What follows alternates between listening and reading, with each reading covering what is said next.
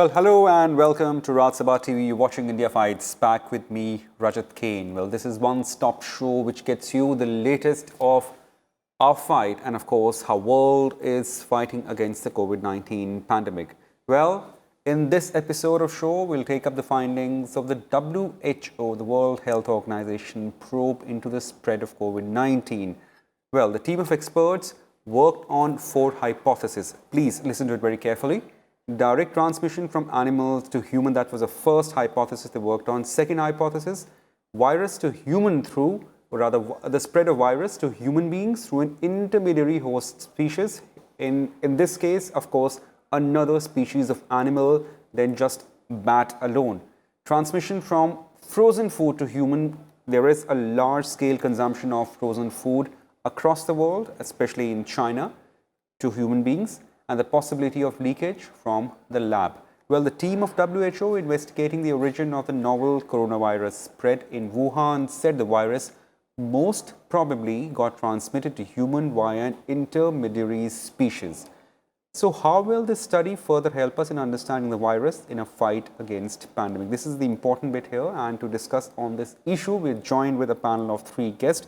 Well, many thanks for joining us, Dr. Rana A.K. Singh. He is Medical Superintendent from the Ram Manohar Lohia Hospital, Delhi. Many thanks, sir. Aditi Tandon, Special Correspondent, the Tribune. Many thanks, Aditi Tandon, for joining us, and Dr. R.K. Srivastava. He is former Director General of Health Services, Government of India. Many thanks for joining us, sir. I'd like to start with you, Aditi. Since we've been reporting about the spread of coronavirus, and of course, like there have been some studies done on the spread of virus, as well as now the recent studies on the variety of virus, and of course how the genome can work way around. Now, primarily focusing on the WHO report, how does this help us in understanding the virus better, or is it still fairly early to conclude anything from this report of WHO? No, you see, as far as I have understood, the team has left Wuhan yesterday. I think Wednesday they've wound up their 12-day visit. And let's not forget that this was a politically sensitive visit of the WHO team to China. For the entire span of the last year, the world, led by the United States of America, has been accusing the Chinese authorities of not being forthcoming with transparent information about how the virus spread, how the first human-to-human infections began in Wuhan. So in that sense, it's a very important visit by the WHO team, because after 1 year of resistance, the Chinese finally opened their doors to any sort of investigation. But let's not discount the fact that it was to some extent a controlled visit, and the parameters of the visit were actually set by the Chinese government. So the objectivity of the findings of the WHO team will continue to be debated across the world. As you see, the United States of America State Department spokesperson yesterday said that we will have to wait and see what the WHO team brings to the table to actually comment on whether this is going to lead anywhere. Coming to your second question about how important or how fruitful will this visit be in terms of understanding the origins of the virus, well, that depends on what the WHO team brings to the table. Initial findings of the WHO team, I'm afraid, go very much in the direction of what the Chinese authorities have been maintaining for a year, which is that perhaps the virus originated somewhere outside of China. So in their news conference, the WHO team, before it left China yesterday, opened the doors to a new theory which the Chinese have been subscribing for almost 1 year, that, okay, let's also investigate the origin of the virus in places other than China. So in that sense, let me say, Rajat, that it is a sort of public relations win for China, because this is not only a medical issue. This is a huge diplomatic issue across the world, and scientists have been pressing China for, sharing more information with respect to the spread of the virus. And now the WHO team is not ruling out possibilities that perhaps some shipments brought the virus to China. So they've opened a new route apart from the 4 routes that you just mentioned. There's now a 5th possibility that the WHO team seems to be open to investigate. So as days go by, we have to see how the Committee of World Scientists react to this, because the larger part of the world community does believe that it had its origins in the Huanan seafood market in the central province of China in Wuhan. And those independent investigations will continue to go on. But I do not think really that this study will, in the immediate future, bring any light to how the virus originated, because a lot of information flow remains controlled and remains in the hands of China.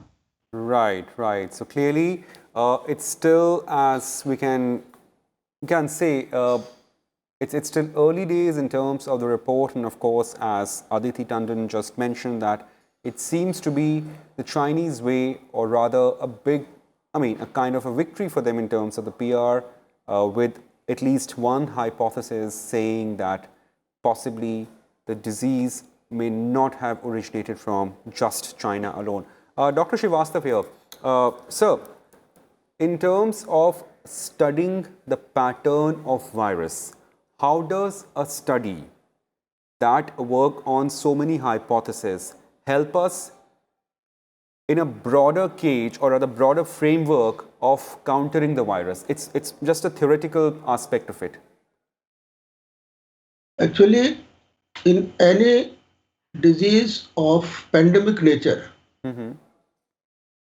the standard public health guideline, and I will only talk about the science, says that we have to reach to the source from where the causative organism originated.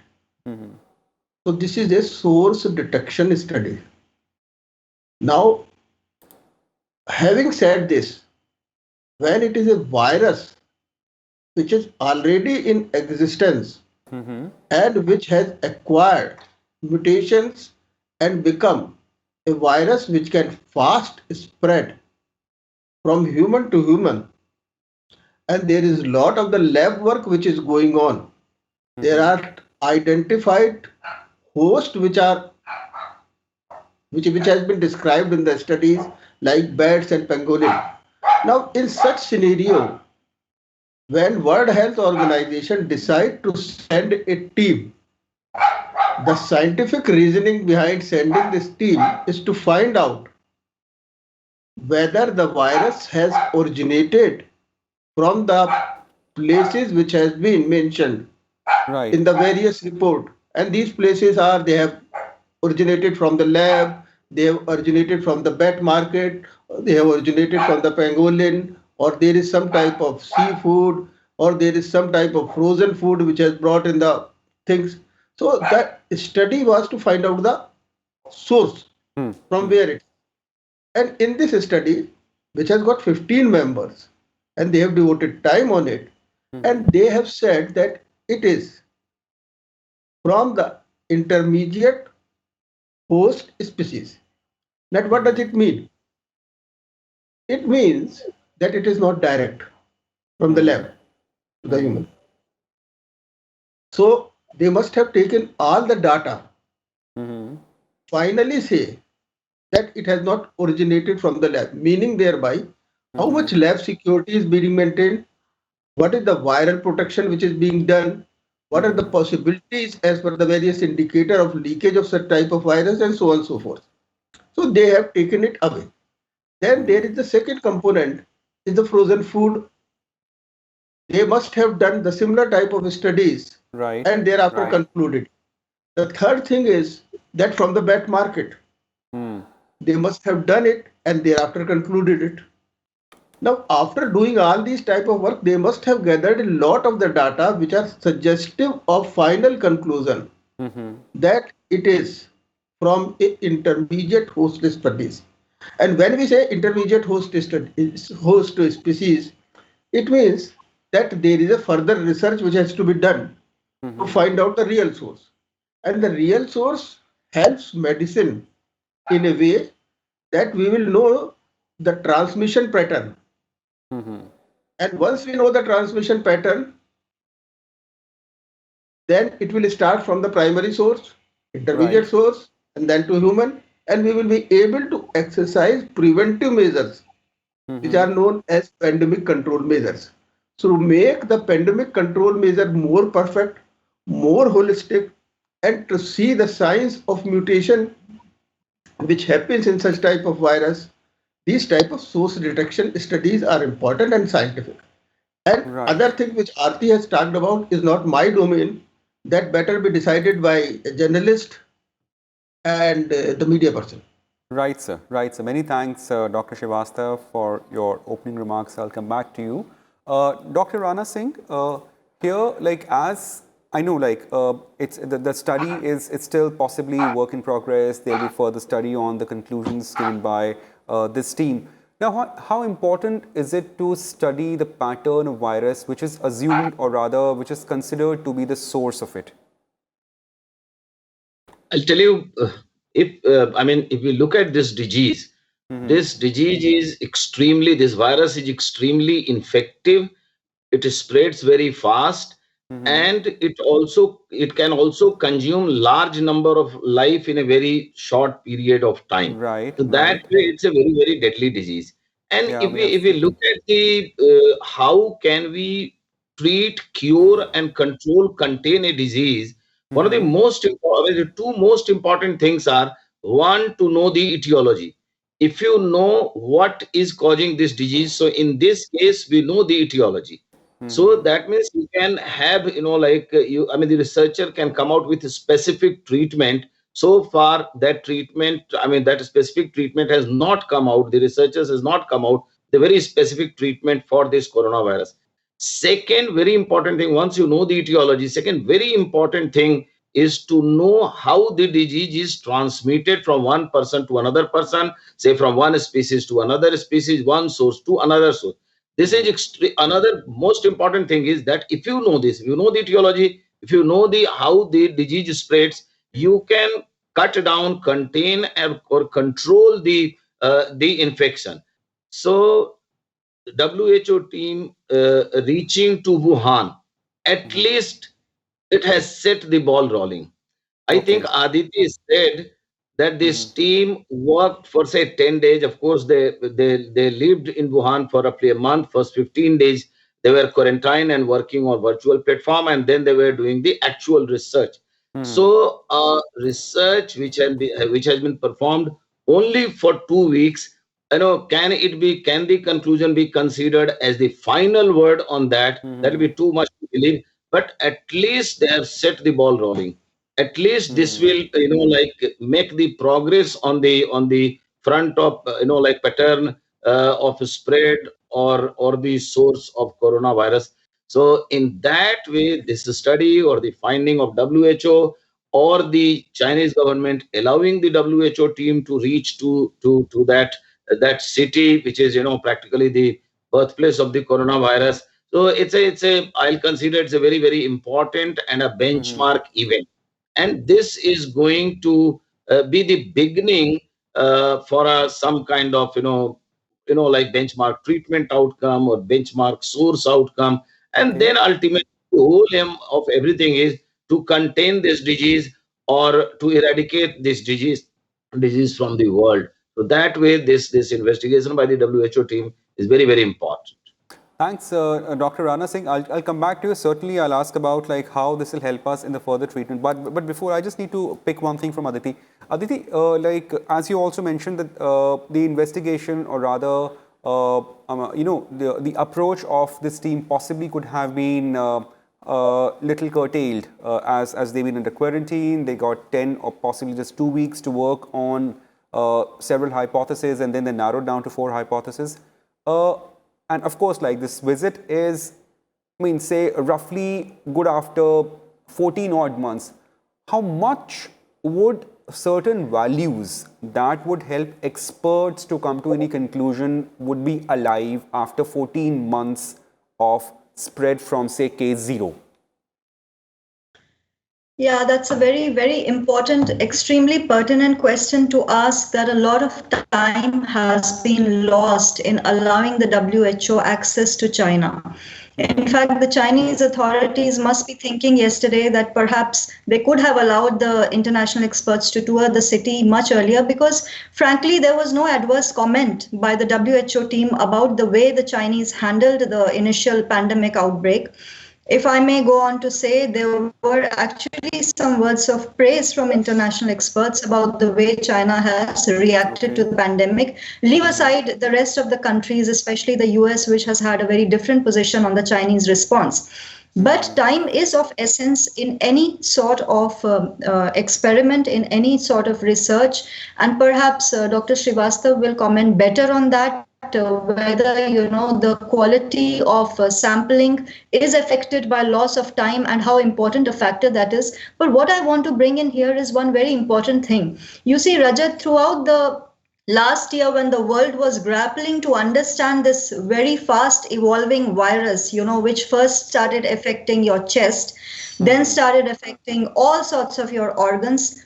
You see, had China allowed early exposure of international experts to Wuhan, we would have known earlier in time the scope and scale of this virus, the potential damages that it could have caused. A full 14 months were wasted because we did not have access to the source of the disease. Right. And now, yesterday, the experts have sat down with Chinese authorities, requested them, because even today, human-to-human transmission is happening in Wuhan, which is the source of the virus. Experts have now told Chinese to work on a new definition of the coronavirus, SARS-CoV virus, so that the world responds better. You see, we do not have any standard definition of this particular disease. It was initially suspected to be pneumonia, but we have very expert distinguished doctors on our panels. We have an administrator, and they know what I mean when I say that the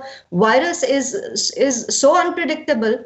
Tomorrow it may affect any other organ of your body. You've had lung failure, you've had heart failure. It is going into your brain. It is not leaving any part of your body. So in many ways, it is a very novel virus. So unless the Chinese give you access to all kinds of information that have been circulating in Wuhan in the early days, the world may never be able to actually fully define SARS-CoV-2 virus. The experts can comment better. Right. Dr. Srivastava, you agree with Aditi here? Like, it's absolutely novel. I mean, it's, of course, like initially it showed some characteristic, then later on some other characteristics, and now we have these COVID strain. In some cases, in some countries so far, these strains have been extremely spreading fast. They've been, the administrations over there have flagged off worries. Fortunately for us, it's not spreading that way in India. But do you agree that, I mean, this requires further close study, especially from the source, or rather place which is considered to be the source of its origin? I 100% agree with Aditi. Aditi has remarked two things. That when it is a scientific study about the origin of the virus, which is novel in nature, and is spreading fast and engulfing as many number of human lives, and both in mortality and morbidity, the earlier the information is provided, data are provided, and they are analyzed by the scientist, the better will be the control and containment measures. Right. Having said that, but what I want to convey to you, that when we conduct such type of study, what is most important? The most important is selection of the team and the team leader. Unless and until there is absolute transparency in selecting the team and the team leader, which will be definitely scientists of impeccable integrity, and which should be, and it should be accepted by the scientists of the world, you are bound to have a biased report. Yes. I'm using a strong word. Now, no, absolutely, yeah. if there is a 15-member team, then naturally, as a medical person, I feel that there will be a public health expert who will be heading. There will be a public health microbiologist. There will be a public health virologist. There will be some persons who are having a treatment control over the chest disease and so on and so forth. But when they are chosen, WHO has got a responsibility to choose persons of impeccable integrity. I am not saying that the person they have chosen are of impeccable integrity. Absolutely. I say this is the basic first prerequisite. The second prerequisite is a scientific design of the study. Now, when I try to know about the disease and the source from where the disease has come, I have got a standard model of research. These standard models are very well known to WHO and similarly to the ICMR over here in India. If there is a deviation from this, then that deviation should be properly supported by the reasoning that why we are having these deviations. Like in this study, there are assumptions which has been made. Now the third thing is that there should be a check and balance mechanism of the observations which are made by such type of study and the recommendation given thereon. I do not know whether all these things have been maintained as meticulously in this study or not. But I feel that in a pandemic like this, which has caused havoc globally, at least the scientific researcher should have full freedom to do the scientific testing. Without that, it will be of no use. Right. That's very important, Dr. Srivastava. Full freedom, and of course, like the merit of the research matters a lot as it becomes basis for further understanding the disease which has caused such a large scale pandemic. Well, Dr. Rana Singh, as we are nearing the close of the show, and I just want to carry forward what you explained in your last comment about how this will help us in understanding this virus, and of course, like in terms of the treatment. Please, could you elaborate on that? I mean, so any particular thing would you like to broad base in this so far? You can say the research which is in the early phases, so findings, I beg your pardon, in the early phases, that would help us in deciphering or working better on the treatment of the virus. I'll tell you, I'll repeat what I said earlier, that at least the WHO, at least the Chinese authorities, they have set the ball rolling. There is no doubt that the whole research about the virus itself, about the mode of spread, and about a specific treatment evolving in future, it is going to take time. But because we have made the beginning, it is better late than never. I mean, 14 months wasted is better than 14 years wasted. So at least we have made the beginning, and I am sure this will help in kill this disease once and for always. So, well, there seems to be some audio connection with Dr. Rana Singh. Just last a minute or two, Aditi here. I mean, do we see more possibility of a visit to Wuhan, which is now, as you said, I mean, Chinese authority doesn't seem to be that worried about this report. But now, like as doctor on the panel, Dr. Singh is also saying that they have at least set the cart rolling. So do we see more teams going to China or Wuhan in particular to understand this virus? Just a very short one. Yeah. No, I frankly would have loved to share the optimism of Dr. Rana on this, but being a journalist, I cannot ignore hard facts on the table. The fact is that the Chinese authorities have managed to open a new possibility where they have said that perhaps the virus originated outside of China, which means you have expanded the scope of the investigation, which means many more years of research and investigation, God knows in which countries and on which animals. So this scope stands widened. And secondly, let me also add here since it has been pointed that it's the job of a journalist, that the WHO is beholden to its member countries. And let us not ever forget that China is a major funder of the World Health Organization, and issues regarding transparency and issues regarding credibility of the WHO become more pronounced now that the WHO team returns from China, because the entire world is watching in anticipation the report that this team will finally put on the table.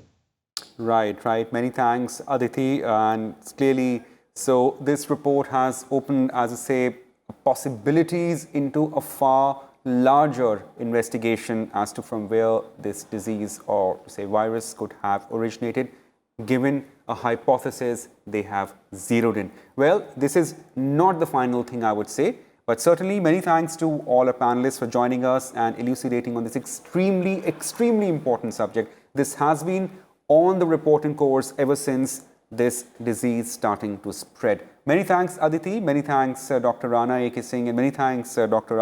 R.K. Srivastava. Well, before we leave, a small appeal to all our viewers. Well, these are reports. Several other reports will come, but at least don't forget to maintain COVID-appropriate behavior till the pandemic is over. So please keep wearing masks, keep washing hands, and do not forget to maintain physical distancing.